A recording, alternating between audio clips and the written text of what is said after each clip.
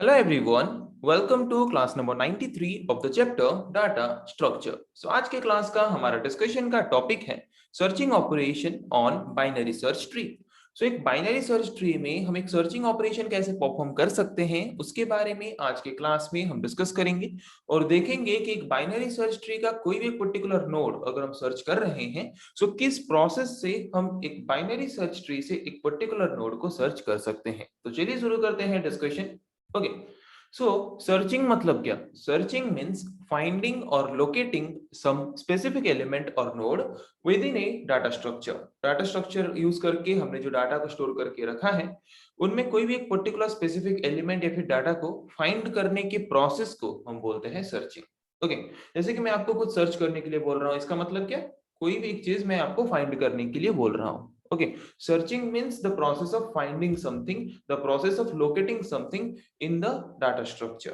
Data structure में जितने भी एलिमेंट्स हैं उनमें से जिस पर्टिकुलर एलिमेंट को हम फाइंड करना चाहते हैं उसको फाइंड करने के प्रोसेस को हम बोलेंगे सर्चिंग.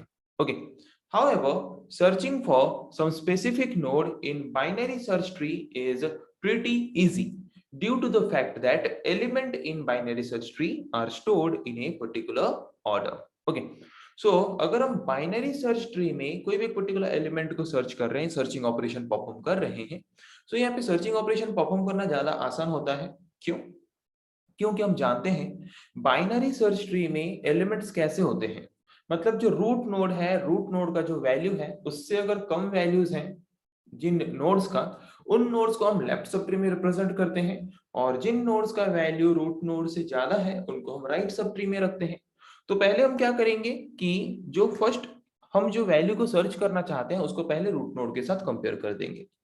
अगर रूट नोड में वो वैल्यू है तो वो रिटर्न कर देगा कि रूट नोड में वो वैल्यू प्रेजेंट है बोल के. ओके, या फिर अगर वो वैल्यू रूट नोड में प्रेजेंट नहीं है तो चेक करेगा कि वो वैल्यू रूट नोड से कम है उसका वैल्यू या फिर रूट नोड से ज्यादा है.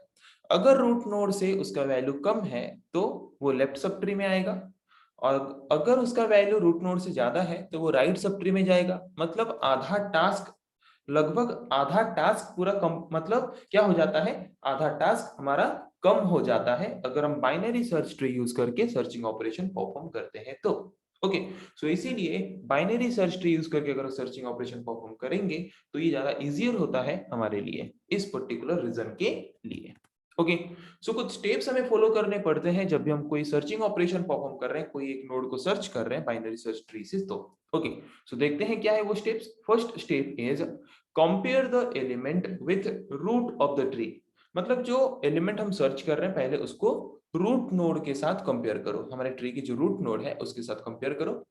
If the item is matched, अगर रूट नोड के वैल्यू के साथ हमारा एलिमेंट का वैल्यू मैच हो जाता है, then return the location of the node, कि इस पर्टिकुलर लोकेशन में हमारा नोड है बोल के रिटर्न कर दो यूजर को एज ए आउटपुट.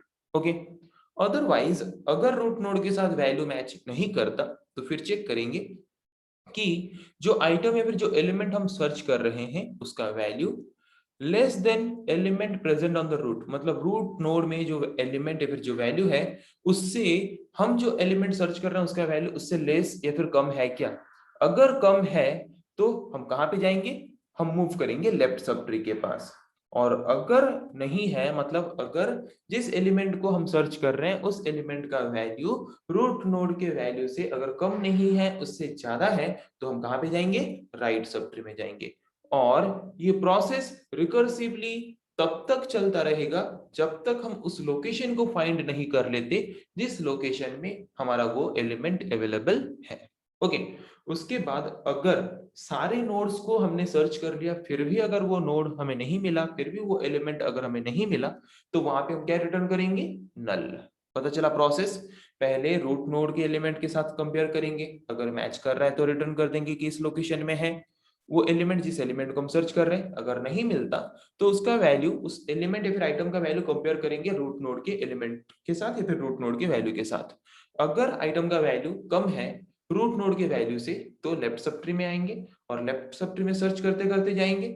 और अगर हमारे आइटम का वैल्यू रूट नोड के वैल्यू से ज्यादा है तो हम क्या करेंगे, राइट सब ट्री में जाएंगे और सर्च करते करते राइट सब ट्री में उस एलिमेंट को सर्च करेंगे कि किस लोकेशन में वो एलिमेंट अवेलेबल है.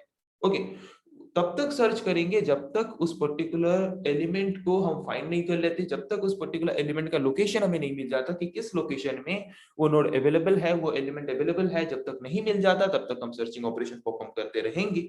और पूरा सारा नोड्स सर्च करने के बावजूद भी अगर हमें वो एलिमेंट या फिर आइटम नहीं मिलता तो वहां पे हम क्या करेंगे, वहां पे हम रिटर्न करेंगे नल। ओके, सो अभी आते हैं एल्गोरिथम के बारे में कि एल्गोरिथम क्या है अगर हम एक नोड को सर्च करना चाहते हैं बाइनरी सर्च ट्री से तो। ओके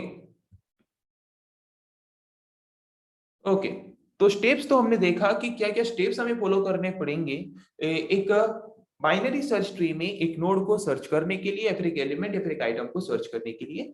वही सेम स्टेप्स को फॉलो करके हमें क्या करना है, यहाँ पे एल्गोरिथम को बनाना है। तो मुझे क्या करना है, सर्च ऑपरेशन, तो इसके लिए हम सर्च फंक्शन लेंगे।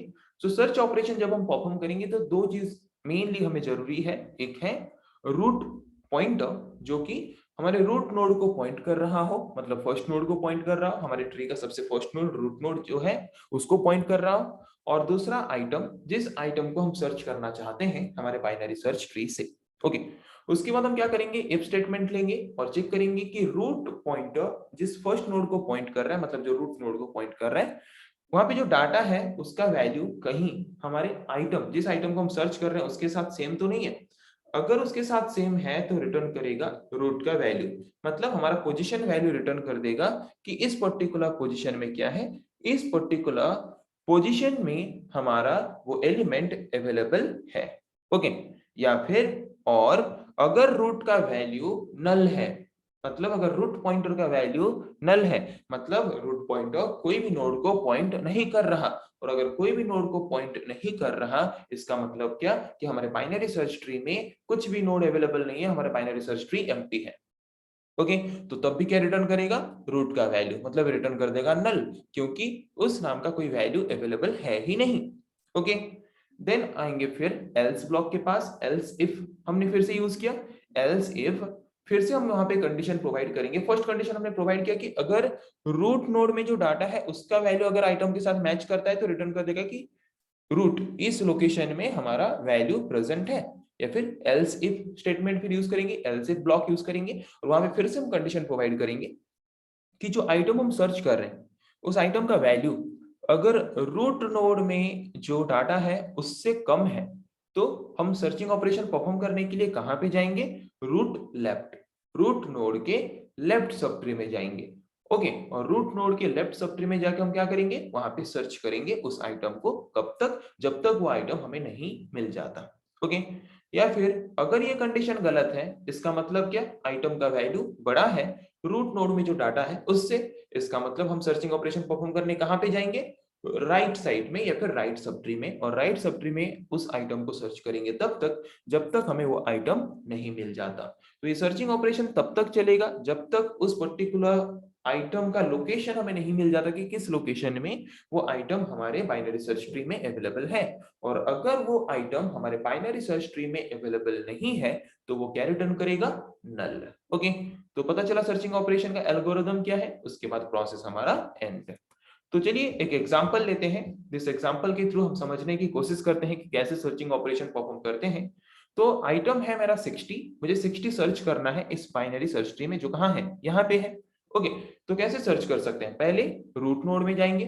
रूट नोड में पहले चेक करेंगे कि रूट का जो डाटा है वो हमारे आइटम के साथ मैच कर रहा है क्या। तो रूट डाटा क्या है 50, आइटम क्या 60, मैच कर रहा है क्या, मैच नहीं कर रहा। तो अगर मैच नहीं कर रहा तो उसके बाद हम चेक करेंगे कि रूट नोड में जो डाटा है वो हमारे आइटम से बड़ा है या छोटा है। ओके, मतलब आइटम का वैल्यू रूट नोड के डाटा से छोटा है या बड़ा है। आइटम का वैल्यू क्या है 60 और रूट नोड में जो डाटा है उसका वैल्यू क्या है 50। ओके, तो यहाँ पे कंपेयर करेंगे, item is greater than root data, item का जो वैल्यू है वो बड़ा है किससे, रूट नोड में जो डाटा है उससे। तो अगर आइटम का वैल्यू बड़ा है तो हम किस सब ट्री में सर्चिंग ऑपरेशन परफॉर्म करेंगे, लेफ्ट सब ट्री या right sub tree, of coarsely right sub tree, क्योंकि रूट नोड के वैल्यू से अगर वैल्यू बड़ा है, जिस वैल्यू को हम सर्च करना चाहते हैं, इसका मतलब वो कहां पे होगा, राइट सब ट्री में होगा। तो यहाँ पे हम लेफ्ट सब ट्री को स्किप करेंगे, सिर्फ राइट सब ट्री में सर्चिंग ऑपरेशन परफॉर्म करेंगे। ओके, और अभी रूट पॉइंटर का वैल्यू अपडेट करेंगे।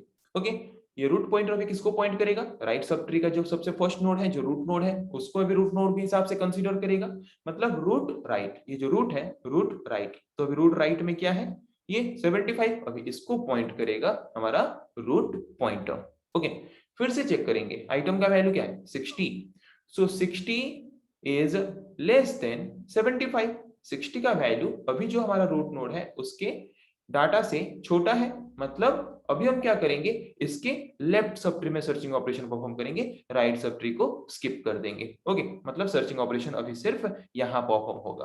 ओके, और अभी रूट नोड हमारा क्या होगा, इसका लेफ्ट सब ट्री, सबसे फर्स्ट लेफ्ट सब ट्री जो है, सबसे फर्स्ट लेफ्ट सब ट्री क्या है 60, तो अभी रूट पॉइंटर का वैल्यू अपडेट करेंगे, root equals to root left, so root अभी कौन है ये, तो इसके लेफ्ट में क्या है 60, रूट लेफ्ट मतलब अभी रूट पॉइंटर पॉइंट करेगा इसको। ओके, अभी फिर आइटम हमारा क्या है 60, चेक करेंगे, आइटम का वैल्यू हमारा रूट नोड के वैल्यू के साथ सेम है क्या, अगर सेम है तो हम रिटर्न कर देंगे रूट कि इस पर्टिकुलर पोजीशन का लोकेशन, इसका लोकेशन रिटर्न कर देंगे कि इस पर्टिकुलर लोकेशन में हमारा वो आइटम अवेलेबल है जिस आइटम को हम सर्च करना चाहते थे। पता चला कि सर्चिंग ऑपरेशन हम कैसे परफॉर्म करेंगे। ओके, पहले रूट नोड की वैल्यू के साथ कंपेयर करेंगे, अगर मैच करता है तो रिटर्न कर देंगे कि इस पोजीशन में हमारा एलिमेंट अवेलेबल है, जिस एलिमेंट को, जिस आइटम को हम सर्च कर रहे हैं। अगर नहीं मिला तो आइटम का वैल्यू कंपेयर करेंगे इसके वैल्यू के साथ, अगर आइटम का वैल्यू, जिस वैल्यू को हम सर्च कर रहे हैं, इससे कम है तो लेफ्ट सब ट्री में आएंगे सर्चिंग ऑपरेशन परफॉर्म करने के लिए, अगर इससे ज्यादा है तो राइट सब ट्री में आएंगे सर्चिंग ऑपरेशन परफॉर्म करने के लिए। हमारा आइटम का वैल्यू इससे ज्यादा है, रूट नोड के वैल्यू से ज्यादा है, तो हम यहाँ पे राइट सब ट्री में आएंगे सर्चिंग ऑपरेशन परफॉर्म करने के लिए। राइट सब ट्री में आने के बाद अभी हम क्या करेंगे, रूट पॉइंटर का वैल्यू अपडेट करेंगे, रूट पॉइंटर का वैल्यू अपडेट करेंगे मतलब क्या, राइट साइड में आ रहे हैं तो सबसे फर्स्ट नोड उसका क्या है 75, तो इसको पॉइंट करेगा अभी हमारा root pointer, root equals to root right.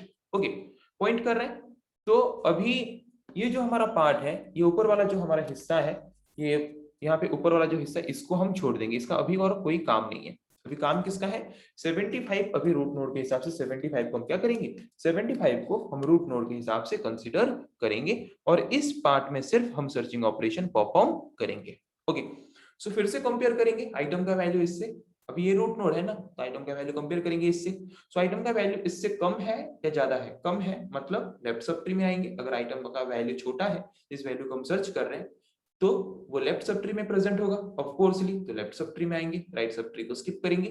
Left sub tree में सबसे फर्स्ट नोड क्या है 60, सो लेफ्ट सब ट्री का सबसे फर्स्ट नोड को अभी हम पॉइंट करेंगे रूट पॉइंटर के द्वारा। ओके, तो पॉइंट कर रहे हैं अभी, अभी हम क्या करेंगे, फिर से आइटम के पास जाएंगे, आइटम का वैल्यू 60 है, फिर कंपेयर करेंगे रूट नोड के वैल्यू के साथ, दोनों का वैल्यू तो सेम है, दोनों का वैल्यू अगर सेम है मतलब हमें वो लोकेशन मिल गया है जिस पर्टिकुलर लोकेशन को हम सर्च कर रहे थे कि किस लोकेशन में हमारा वो आइटम अवेलेबल है। अभी हम क्या करेंगे, रिटर्न कर देंगे उस पर्टिकुलर लोकेशन का वैल्यू कि इस पर्टिकुलर लोकेशन में हमारा वो एलिमेंट या फिर आइटम हमारे बाइनरी सर्च ट्री में अवेलेबल है। ओके, सो पता चला कि ये सर्चिंग ऑपरेशन हम कैसे परफॉर्म कर सकते हैं, एक नोड को हम कैसे सर्च कर सकते हैं एक बाइनरी सर्च ट्री में, उसके बारे में आज के क्लास में हमने डिस्कस किया। नेक्स्ट क्लास में हम डिस्कस करेंगे ऐसे और कुछ टॉपिक्स के बारे में, आज के लिए इतना ही, थैंक यू।